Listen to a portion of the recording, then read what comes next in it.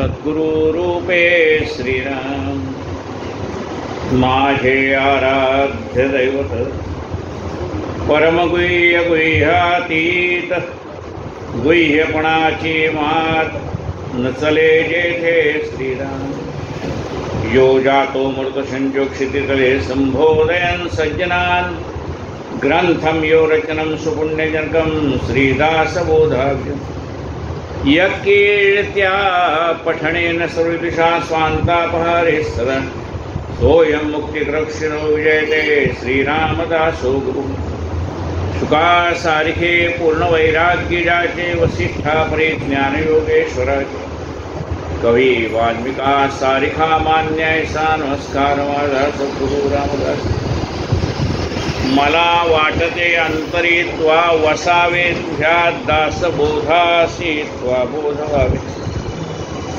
पत्या परी पवी प्रेमरसा महाराजा सद्गुरु रामदास जय जय रघुवीर समर्थ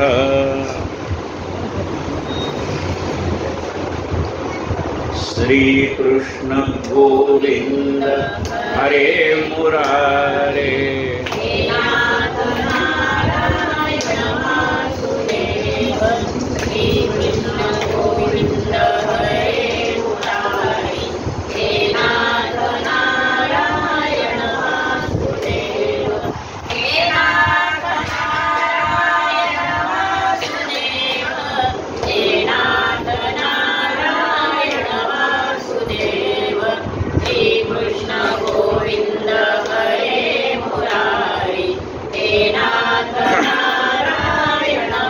गोपाल कृष्ण भगवान की। आपण ग्रंथराज दासबोध या विषयावरती यथाशक्ती चिंतन करतो। दशक 20 आणि समास आज 9वा सुरू।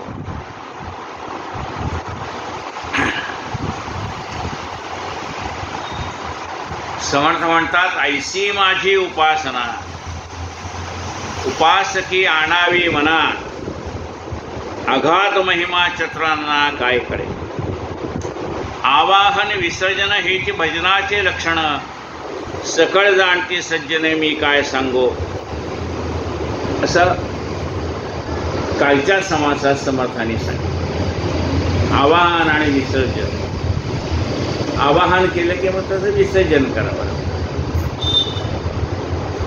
हे भजनाचं लक्षण आहे असं तेव्हा। आता ते कसं आहे आज ऐकू। श्रीराम समर्थ श्रीराम मृत्तिका पूजन करावे आणि सवेची विसर्जावे हे मानेना स्वभावे अंतःकरणासी। मातीची देवाची मूर्ती तयार करायची त्याची पूजा करायची पुन्हा त्याचं विसर्जन करायचं मग बुद्धीला पटत नाही। काय म्हणतात विसर्जन करणं बुद्धीला पटत नाही। मृत्तिका पूजन करावे आणि सवेची विसर्जावे। सवेची म्हणजे अब चतुर्थीला गणपती करायचा 1.5 दिवसाचा गणपती म्हणजे लगेच पंचमीला विसर्जन करायचं हे मानेना स्वभावे अंतःकरण मनाला पटत नाही म्हणाले ते।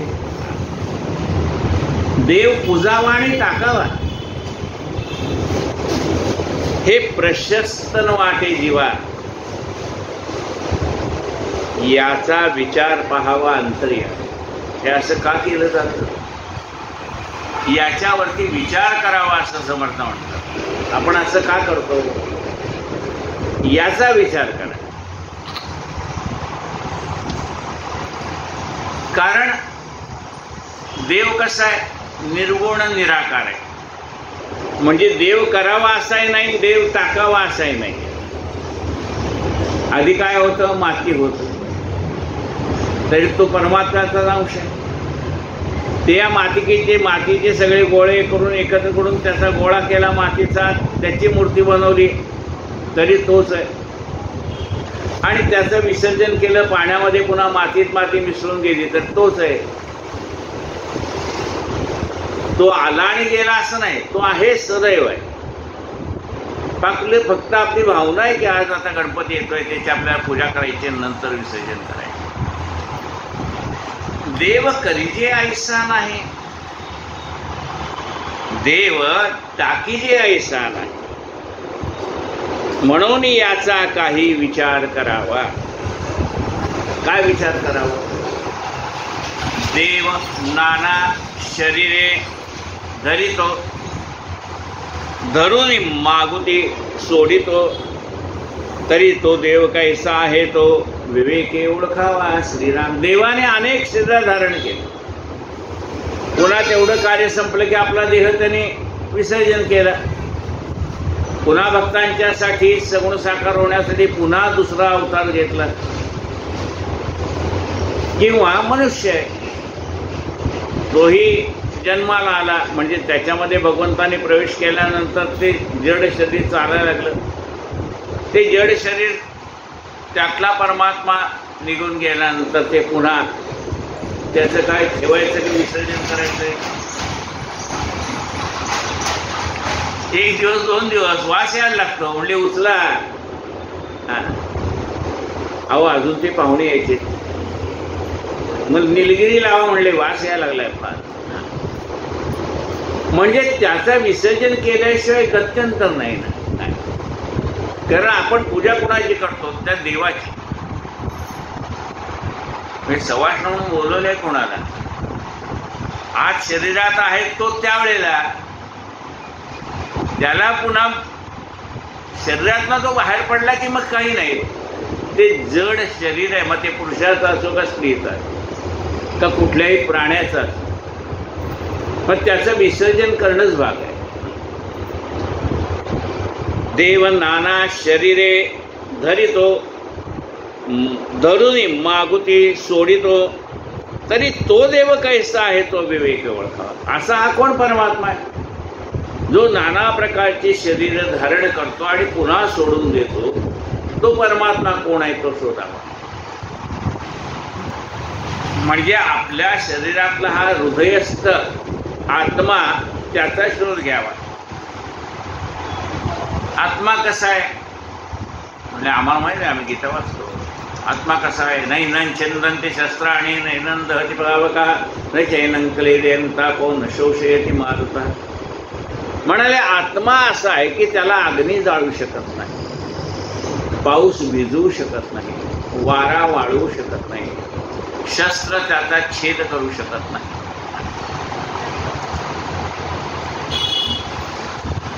तरी तो देव कैसा आहे तो विवेके ओळखावा.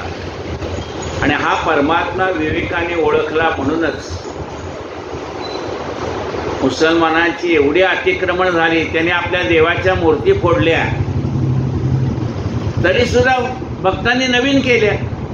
ते म्हणले की आमचा देव गेला म्हणून नाही म्हणले. ते म्हणले तू ही मूर्ती फोडशील तर आम्ही दुसरी नवीन करू. त्याला वाटलं मूर्ती फोडली म्हणजे देव फोडला. देव नाही फोडला. देव आहे तसंच सदा संचला आहे तनाचा.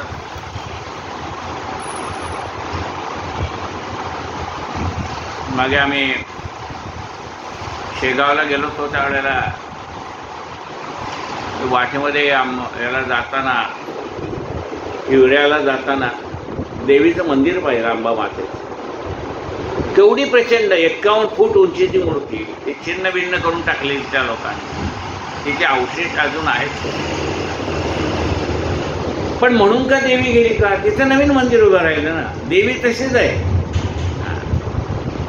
त्या मूर्तीचे तुकडे केले म्हणजे काही देवी कुठे जात नाही, ती आहे तिथं. नाना साधने निरूपणे देव शोधाया कारणे, सकळ आपल्या अंतःकरणे समजले पाहिजे. श्रीराम ही नाना प्रकारची साधनं आहेत. कथा, कीर्तन, निरूपण, प्रवचन, व्याख्यान ही सगळी कशासाठी ऐकायची? देव शोधा या कारणे. त्या परमात्म्याचा शोध घ्यायचा आहे. कोण आहे बाबा हा? कोणी सृष्टी निर्माण केली? कोण चालवतो? चाले शरीर कोणाचे सत्य तो जाणायचं आहे. देव शोधा या कारणे आपुले अंतःकरणे समजले पाहिजे. म्हणजे गुरु केला, गुरुला देव कळतोय, पण गुरुला कळून काय उपयोग, आपल्याला कळला पाहिजे ना. मग गुरु कशासाठी करायचा आहे, तो देव आपल्याला सुद्धा शोधता आला पाहिजे यासाठी गुरु करायचा. सकळ आपुले अंतःकरणे समजले पाहिजे, आपल्याला कळलं पाहिजे. ब्रह्मज्ञानाचा उपाय समजल्या बिन देता नाही, पदार्थ आहे मागे जाये ऐसे म्हणावे श्रीराम. म्हणाले आम्हाला तेवढं ब्रह्मज्ञान द्या. कोण शिष्य म्हणतो गुरुला ब्रह्मज्ञान द्या. गुरु म्हणाले अरे ठीक आहे, ब्रह्मज्ञान म्हणजे वस्तू आहे का, आम्ही तुला दिली आणि तू घेतली. हे ब्रह्मज्ञान देण्याची आणि घेण्याची वस्तू नाही, समजून घेण्याची वस्तू. समजलं पाहिजे. ब्रह्मज्ञानाचा उपाय समजल्या विण देता नाही. त्या ज्याला बोध करायचा आहे त्या माणसाच्या मनाची बैठक पक्की झाली पाहिजे, मग द्यायचं. लगे आला शिष्य पाया पडला माळ घातली की द्या ब्रह्मज्ञान, असं नाही. जसं आपण मागे उदाहरण सांगितलंय, उन्हाळ्यामध्ये मातीचा माठ आणला, त्याच्यामध्ये पाणी भरून ठेवलं, दुसऱ्या दिवशी पाहिलं पाझरतंय का, कुठे कुठे पाझरतंय, तेवढ्या भागाला सिमेंटचा लेप दिला, त्याचं पाझरणं बंद केलं आणि मग त्याच्यामध्ये पाणी घातलं. जसं एखादा मनुष्य झोपेतनं उठलाय, पहाटे झालाय, तो रात्री याला झोपायला उशीर झालेला, दूध म्हणला, त्याने आपलं कसं भांडं उचललं घेऊन गेलं. तर म्हणलं या भांड्यात मी दूध घालत नाही. हा म्हणले दुधाचंच भांड आहे. म्हणले काय या भांड्यात, म्हणले तुमच्या बायकोनी भाजी सजवली, अजून धुतलेलं नाही, तुम्ही झोपेत उठून ते भांडं तुझं घेऊन आलं. ते भांडं आधी स्वच्छ करा मग त्याचं दूध घालतो. तसं हे आपलं अंतःकरण आधी स्वच्छ झाल्याशिवाय ब्रह्मज्ञानाचा उपदेश करता येत नाही.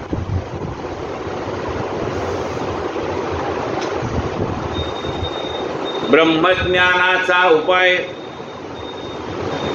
समजल्या बिन देताने, पदार्थ आहे मागे जाये ऐसे म्हणावे श्रीराम.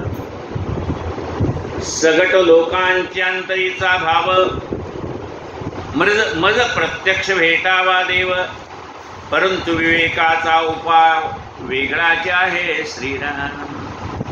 प्रत्येकाला असं वाटतं मला देव भेटावा, पण विवेकाने तो जाणावा लागतो. परंतु विवेकाचा उपाय वेगळाच आहे श्रीराम. संतांच्या सभेत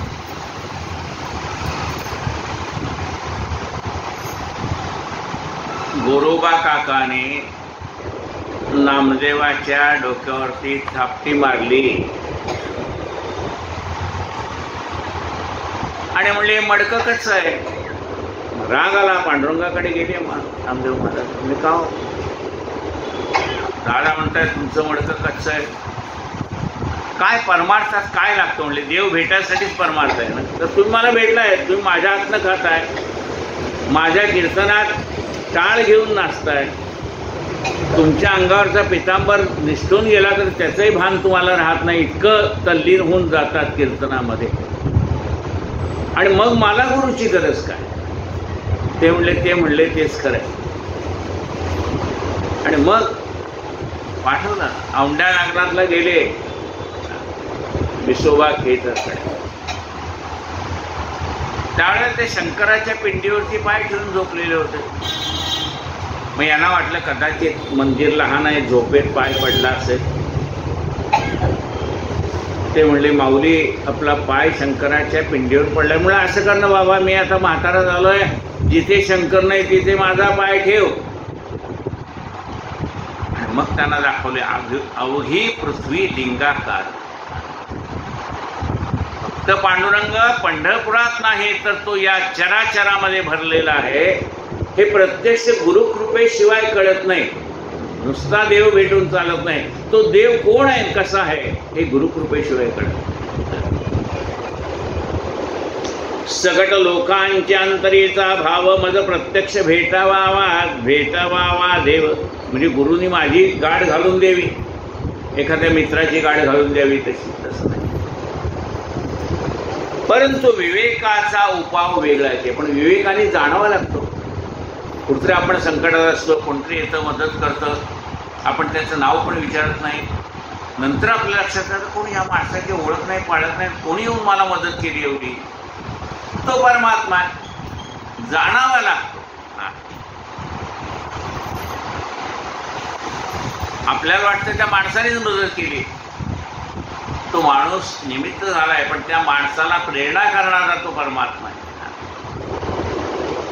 विचार पाहता तगेना त्या देव ऐसे म्हणवेना, परंतु जन राहेना काय करावे श्रीराम. विचार केला तो देव कसा आहे, तो विचार स्थिर राहत नाही. पण असा आहे तसा आहे तसा आहे म्हणावं तर तो शब्दात सापडत नाही, शब्दाने सांगता येत नाही. पण लोकांना ते पटत नाही. नाही नाही मला सांगाच तुम्ही. परंतु जन राहेना काय करावे श्रीराम. थोर लोक मरून जाते, त्यांच्या सुरता करून पाहते, तैसीच आहे हे गती उपासनेची श्रीराम. अनेक सत्पुरुष मरण पावतात, अनेक शूरवीर मरण पावतात, मग त्यांच्या मूर्त्या करून ठेवतात आणि आपण त्यांच्या नावाने त्या मूर्तीची पूजा करतो. सगळीकडे काय म्हणाले, पंचधातूच्या मूर्ती आहेत, चांदीच्या मूर्त्या आहेत, पितळेच्या मूर्त्या आहेत, मातीच्या मूर्ती आहेत, दगडाच्या मूर्ती आहेत. मग सगळीकडे दगड सारखाच, सगळीकडे ते पंचधातू सारखाच. मग याला ह्या नावाने का ओळखायचं, त्याला त्या नावाने का ओळखायचं. त्याचं कारण असं आहे की तुम्ही त्याच्यामध्ये त्याला पाहता. या मूर्तीमध्ये मला हा दिसतोय, त्या मूर्तीमध्ये मला तो दिसतोय, मग तो देव तुम्हाला पावतो. देव पावतो म्हणजे काय, तुमची श्रद्धा तुम्हाला पावते. तो म्हणतो मी नाही असं ठिकाण. थोर लोक मरून जाते, त्यांच्या सुरता करून पाहते, तैशीच आहे गती उपासनेचे श्रीराम. थोर व्यापार ठाकेना जने म्हणून केले, रखत वाणे राज संपदा त्याचेने प्राप्त कैचे श्रीराम. एका माणसाला आपला व्यापार सांभाळता येईना म्हणून त्याच्यावर त्यांनी मुकादम ठेवला. माझा एवढा मोठा व्यापार आहे, तू मला सांभाळता येत नाही. म्हणजे तुला तुझा व्यापार सांभाळता येत नाही तर तुला राजा कोण करेल. हे राज्य सांभाळायचं कसं काय जमेल तुला. तुला अजून तुझा व्यापार जमत नाही, तुला अजून तुझा प्रपंच धड करता येत नाही. ह्या संसाराचा प्रपंच तू कधी करशील. आई चिंता करतो विश्वाची असं केव्हा म्हणशील. तुझी प्रपंचाची चिंता संपत नाही, तू जगाची चिंता कधी करणार बाबा. थोर व्यापार ठाकेना ज्यांनी म्हणून केले, रखत वाणे राज्य संपदा तयाचेने प्राप्त कैचे श्रीराम. म्हणून जितका भोळा भाव तितका अज्ञानाचा स्वभाव. म्हणून जेवढा भोळा भाव आहे ना तेवढा अज्ञान आहे. म्हणून जितका भोळा भाव तितका अज्ञानाचा स्वभाव. अज्ञाने तरी देवादिदेव पाविजे कैसे. अज्ञानानंतर देव कसा भेटेल. ज्ञानानेच भेटणारा जो परमात्मा आहे तो अज्ञानाने कसा भेटेल. म्हणून जितका भोळा भाव तितका अज्ञानाचा स्वभाव. म्हणजे भोळा भाव आहे तो अज्ञानाचा स्वभाव आहे. म्हणले असं कसं. भोळा भाव म्हणलं तर सिद्धीदाव असा आहे, मग तुम्ही भोळा भाव अज्ञान कसं म्हणतो. एके ठिकाणी मोठा नवसाला पावणारा गणपती म्हणून होता. शेंदूर फासून फासून इच्छापूर्ती करणारा गणपती असं त्या देवळात नावच होतं. त्यामुळे मंगळवारी दुर्वा आणि हे सगळे लाडू बिडू काय ते असते ते चालू, मोदक. आणि काही दिवसांनी सेंदूर लावलेला लावता लावता लावता त्याच्यावरचा लेप बाहेर आला, भिंतीचा पोपडा पडावा तसा. आपली ओरिजिनल मूर्ती दिसायला लागली. म्हणली तिथे कोणती मूर्ती होती. मारुती. पण मारुतीला सेंदूर लावतात आणि गणपतीला सेंदूर लावतात. मूर्ती होती मारुतीची इतके दिवस हे आता सुरुवातीला लोकांना माहित होते मारुतीची मूर्ती, पण लेप लावून लावून लावून तो बुजला गेला, आकारच कळेना त्याच्यावरचा काय आहे ते. मग कुणी म्हणतो नाही नाही नाही तो मारुती आहे, मारुती गणपती गणपती गणपती. जेव्हा ते पापुडा निघाला तेव्हा कळलं ओरिजिनल काय आहे ते. हा अज्ञानाचा स्वभाव. मग झालं दुसऱ्या दिवशीपासून शनिवारी गर्दी, मग काय तेल काय, रुईच्या माळा काय, अमुक काय. मग पूर्वीचा गणपती पण पावत होता आणि आताचा मारुती पण पावतोय. तुमची श्रद्धा तुम्हाला पावत, तो मारुती पावत नाही का गणपती पावत नाही. तुमची श्रद्धा आहे, हा गणपती पावणार, तुमची श्रद्धा आहे. म्हणजे काय आहे, तुम्ही अज्ञानाने ते मानलंय, पण खरं जर तुम्हाला कळलं तर त्यावेळेला मात्र तुम्हाला असं वाटतं अरे अरे अरे आपण चुकलो बरं का. म्हणजे खरं जाणून घेता आलं पाहिजे. तसा तो परमात्मा खरा कळला की मग म्हणजे तो निर्गुण निराकार आहे कळल्यानंतर त्याला असं वाटतं अरे मी आत्तापर्यंत काय करतो, म्हणजे काही करत नव्हतं, चुकीचं काही नव्हतं. ही पहिली स्टेप आहे, ही जावंच लागतं ह्या स्टेपने. पहिलीच गेल्याशिवाय दुसरीत कसं जाणार, दुसरीत गेल्याशिवाय तिसरीत कसं जाणार. एक मनुष्य ग्रॅज्युएट झाला, त्याला विचारलं तू काय शिकला, तो म्हणला मी पहिलीत गेलो, दुसरीत गेलो, चौथीत गेलो, पाठवतो. तो म्हणला तू ग्रॅज्युएट झाला म्हणजे हे सगळं केलंय ना. नाही म्हणजे पहिलीत गेलो नसतो तर ग्रॅज्युएट कसं झालं असतं म्हणलं. तसं आधी शिकल्याशिवाय मोठं कसं होणार आहे. म्हणून जितका भोळा भाव तितका अज्ञानाचा स्वभाव.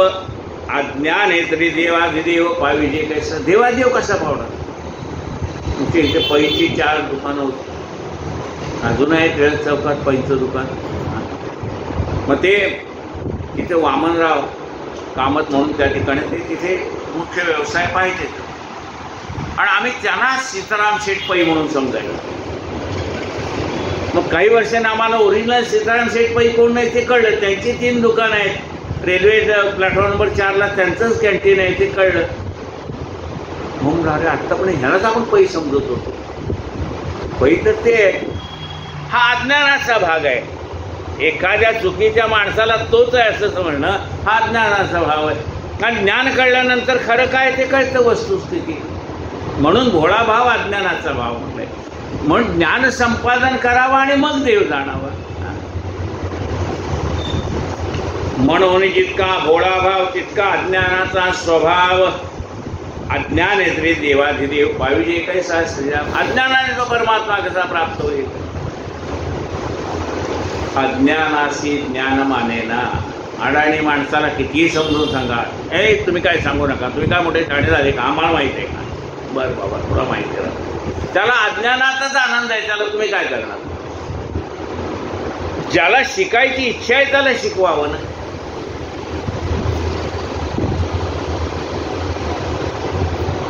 ऐसी जगह बैठना कोई न बोले उठ. अशा जागी बसावा कोणी उठ म्हणतो. प्रत्येकाच्या इथे खुर्च्याच ठरलेल्या आहेत. दुसरं कोणी बसलं ते आपल्या खुर्चीवर गेले की अशी डोळे उठून बघणार माझ्या खुर्चीवर.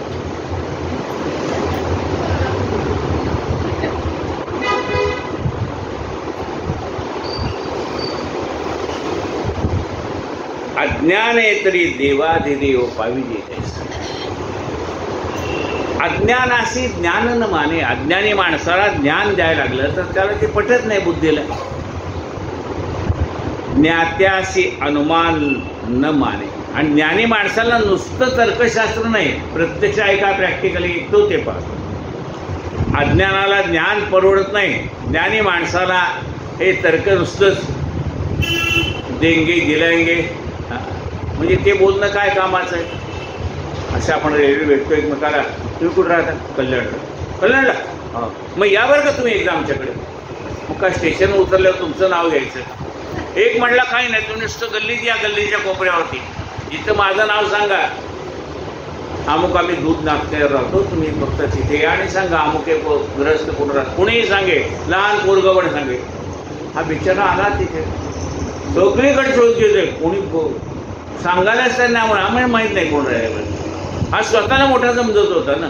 त्याला वाटतंय सगळे जग आपल्याला ओळखतंय. आपल्याला एक अज्ञान रूपी अहंकार असतो, मला सगळे ओळखतात. ज्याला असा अज्ञानरूपी अहंकार आहे ना, त्यांनी VT स्टेशनला जाऊन उभा राहावं. कोण ओळखतंय बघा तुम्हाला? कोण ओळखतंय एवढ्या मोठ्या गर्दीत? अज्ञानासी ज्ञान न माने, ज्ञात्यासी अनुमान न माने, म्हणून सिद्धांचे खुणे पावले पाहिजे. म्हणून परमात्म्याची प्राप्ती पाहिजे ना तुम्हाला, मग सिद्ध साधू सज्जन त्यांना भगवंत भेटलेला आहे. ते ज्या मार्गाने गेले त्या मार्गाने जायला पाहिजे, तर देव भेटेल का नाही? अडाणी माणसाच्या मागे लागून देव कसा भेटेल?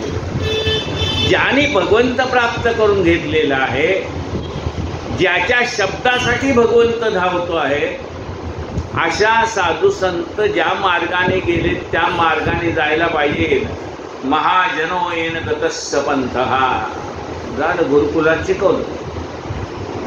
महाजनो येन गतस्स पंथः, पण नीट ऐकायला कोणाला वेळ आहे हो?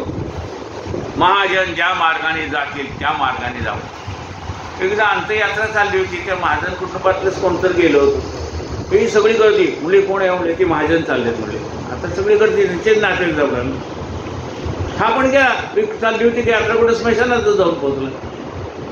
म्हणले मग देवाकडे जाऊन कसा पोहोचायचं? स्मशानात जाऊन पोहोचलं. महाजनो, अरे महाजनो म्हणजे आडनावाचा नाही महाजन, महाजन म्हणजे संत. महाजनो येन गतस्स पंथः, सज्जन ज्या मार्गाने गेले त्या मार्गाने जा. मार्ग दावून गेले आधी कृपा निधी संत, ते संत आम्हाला मार्ग दाखवून गेले. त्यांच्या मार्गाने जर आम्ही गेलो तर तो देव भेटेल. अज्ञानासी ज्ञान न माने, ज्ञात्यास अनुमान न माने, म्हणून सिद्धांचे खुणे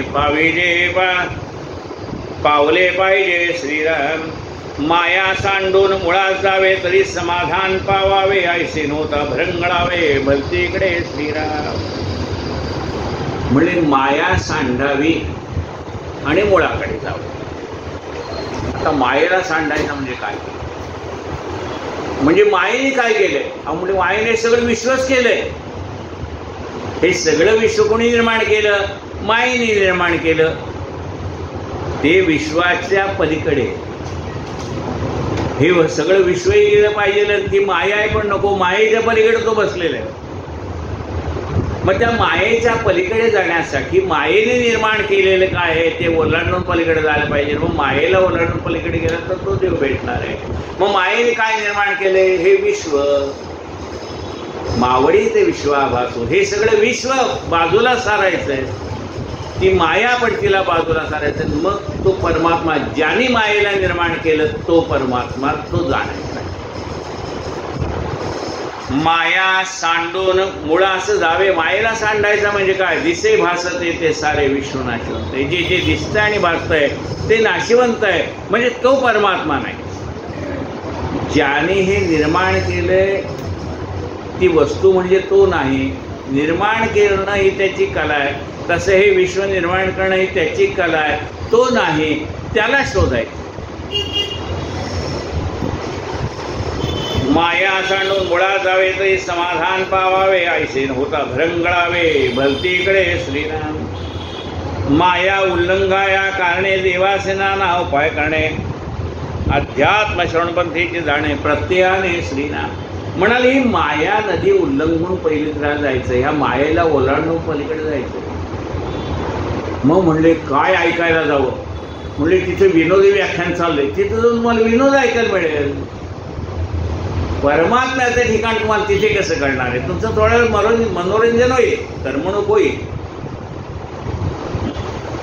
पण तो भेटणार नाही ना. तुम्हाला तो भेटावा असं वाटत असेल तर काय, कुठली ग्रंथ वाचले पाहिजे, कुठल्या व्याख्यानाला जायला पाहिजे, कुठल्या प्रवचनाला जायला पाहिजे, कुठल्या कीर्तनाला जायला पाहिजे? अध्यात्म श्रवण पंथीची जाणे प्रत्ययाने. श्रीराम अध्यात्म श्रवण केलं पाहिजे.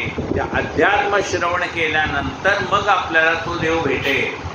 हे नुसतं कीर्तन नाही, त्या कीर्तनातला विषय काय? अध्यात्म हा विषय आहे का? नाही. मुळे गाणं चांगलं होतं, विनोद चांगले होते, दृष्टांत चांगले होते. अरे खरंय खरंय सगळं चांगलं आहे, पण अध्यात्म कळलं का तुला तर त्याचा उपयोग. अध्यात्म श्रवण पंथेची जाणे प्रत्ययाने श्रीराम. ते अध्यात्म श्रवण करायचं आहे, त्याचा प्रत्यक्ष आपल्याला अनुभव आला की मग ते खरं श्रवण झालं.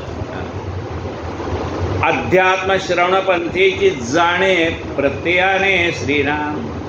ऐसे न करता लौकिकी अवघीच होते चुकामुकी. स्थिती खरी आणि लट्टी ऐसे ओळखावे. असे न करता काय होईल? ऐसे न करता लौकिकी अवघीच होते चुकामुखी. ज्याने देवच जाणलेलं नाही त्याच्या आम्ही कीर्तनाला प्रवचनाला गेलो त्यालाच कळणार नाही तर तुम्हाला तो कसा सांगेल? मग अशा माणसांच्या कीर्तनाला सूरबद्ध दांडेकर महाराज म्हणा, वैकुंठाचे सूरबद्ध दांडेकर म्हणा, मग असे जे अनुभूतीचे संत आहेत त्यांची कीर्तनं, ते धुंडा महाराजांची कीर्तनं, त्यांची प्रवचनं. मग अशा आध्यात्मिक ज्याने त्याचा अनुभव घेतलेला अशा आध्यात्मिक माणसांची ग्रंथ आहेत, प्रवचन आहेत, ती वाचली तर आपल्याला ते कळेल. ऐसे न करता लौकिकी अवघेच होते चुकामुकी. स्थिती खरी आणि लटकी ऐसे ओळखावे श्रीराम. म्हणून वस्तुस्थिती खरी आहे का खोटी आहे ते ओळखावं. प्रत्ययाचे ज्ञान आपल्याला त्याचा अनुभव आला पाहिजे. खोट्याचे वाटे जाऊ नये, खोट्याची संगत धरू नये, खोटे संग्रही करू नये. काही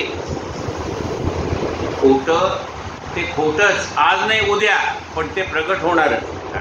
खोटं काही फार काळ लपून राहत नाही.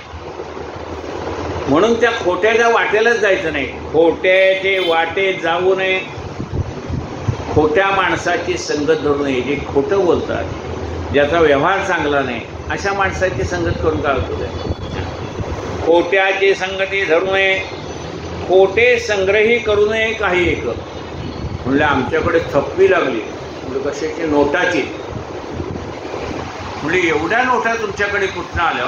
कप्पाटचा कप्पाट भरले. ते म्हणले मध्ये ते हे केलं होतं ना काय नोटाबंदी, त्याच्यामध्ये ज्या खोटा नोटा होत्या ते एक मनुष्य टाकून द्यायला चालला. मी त्याला म्हणलं आण इकडे. कशाला टाकतो? तेवढंच आमच्या घरात नोटा. त्याचा उपयोग काय? मार्केटमध्ये 1 रुपया चालते, 1 नोट चालणार नाही. खोट्याचा संग्रह केला काय उपयोग आहे? खोटे संग्रही करू नये. काही एकच, काहीही खोटं नको, त्याचा संग्रह नको. खोटे ते खोटेचे खोटे, खोटं ते खोटंच, त्रिकाला बाधित. आजही खोटं आहे, उद्याही खोटं आहे, परवाही खोटं. खऱ्याशी तगेना बालटे, मन अधोमुख उभराटे केले पाहिजे. खऱ्याच्या समोर खोटं टिकत नाही. म्हणजे काय आहे? मन अधोमुख उभराटे केले पाहिजे. मन कसं अधोमुख आहे? अधोमुख म्हणजे विषयात गुंतलेलं मन आहे. मन कशात गुंतलंय? अधोमुख आहे. अधोमुख असल्यामुळे ते मन विषयामध्ये गुंतून राहिलंय. त्याला ऊर्ध्वमुख करायचं आहे, म्हणजे भगवंताकडे ते मन लावायचं आहे. मन अधोमुख उफराटे केले पाहिजे श्रीराम. मन जे खाली गुंतलेलं आहे विषयामध्ये त्याला वरती करायचं आहे, म्हणजे त्याला भगवंताच्या नामाची गोडी लावायची. म्हणजे आज कसं प्रवचन संपणार? संपणारच नाही, उद्या संपणार आहे. उद्या म्हणजे अजून 2 दिवस आहेत. आहे का नाही? आपल्याला एक तास वेळ आहे अजून. तर आज 17 ओव्या झालेल्या आहेत. एकूण 30 ओव्या आहेत, त्यातल्या 17 ओव्या आज झालेल्या आहेत. एक तर गुरुजी उशिरा आले, त्यातनं पुन्हा आणखी 15-20 मिनटं तशी गेलीच की काय. तर आज काही तो हा 9वा समास पूर्ण होत नाही. उद्या होईल. परवा झाला आपला हा 20वा समास, तर ठीक आहे. म्हणजे 10वा समास पूर्ण झाला तर ठीक आहे. नाही तर आणखीन 1 दिवस आपल्याकडे आहेच. अजून 3 दिवस आहेत. गुरुवारी आपले लक्ष्मीबाई येणार आहेत, घटस्थापना होणार आहे. तर अजून आपल्याला 2-3 दिवस हातामध्ये आहे. तेवढ्या ह्याच्यात महाराजही पूर्ण करून घेतील असं तर वाटायला लागले. झाले साधनाचे फळ, संसार झाला सफळ. निर्गुण ब्रह्मते निश्चळ, अंतरी बिंबले श्रीराम. हिशेब झाला मायेचा, झाला निवाडा तत्वांचा. साध्य होता साधनाचा, ठाव नाही श्रीराम. स्वप्नी जे जे देखले ते ते जागृती सुडाले सहजचे अनिर्वाच्य झाले बोलताने श्रीराम ऐसे हे विवेके जाणावे प्रत्येक खुणे सवाणावे जन्म मृत्यूच्या नावे शून्याकार श्रीराम भक्ताचे निसाभिमाने कृपा केली दाशरथीने समर्थ कृपेची वचने तो हा दासबोध श्रीराम 20 दशक 200 समास 20 दशक दासबोध श्रवणाद्वारे घेता शोध मनन करत्यास विशद परमार्थ होतो श्रीराम 20 दशक 200 समास साधके पाहावे सावकाश विवर्ता विशेषा विशेष कळो लागे श्रीराम ग्रंथाचे करावे स्तवन स्तवनाचे काय प्रयोजन येथे प्रत्यास कारण प्रत्ययो पाहावा श्रीराम देहे नोपाचा भूतांचा कर्तात्मा तेथेचा आणि कवित्व प्रकार मनुष्याचा कशावरणे श्रीराम सकळ करणे जगदीशाचे आणि कवित्वचिका मनुष्याचे ऐशा प्रमाण बोलण्याचे काय घ्यावे श्रीराम सकळ देहाचा झाडा केला तत्व समुदाय उडाला तेथे कोण्या पदार्थाला आपुले म्हणावे श्रीराम ऐसी विचाराची कामे उगेच भ्रमोने भ्रमे जगदीश्वरे अनुक्रमे सकळ केले श्रीराम इति श्रीदासबोधे कृष्णवादे विमल ब्रह्म निर्गुणाम समास दशम श्रीराम समर्थ श्रीराम आरती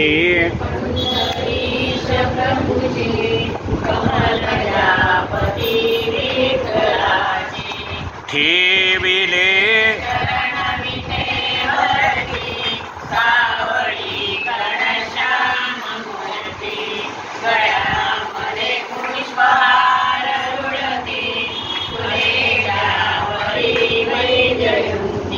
लाजला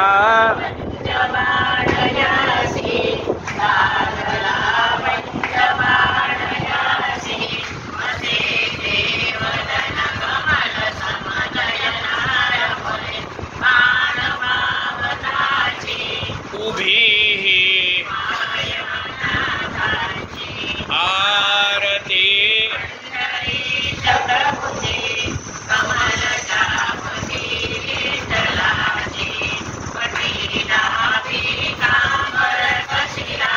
कस्तुरी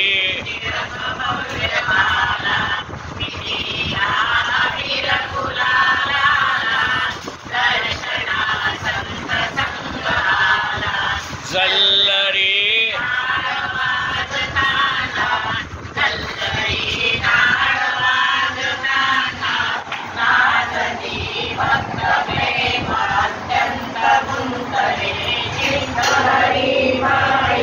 गुंतले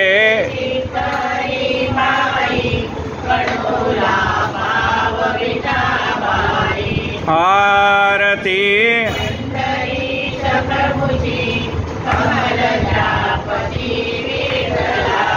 सद्गुरु पुंडरीक वरदा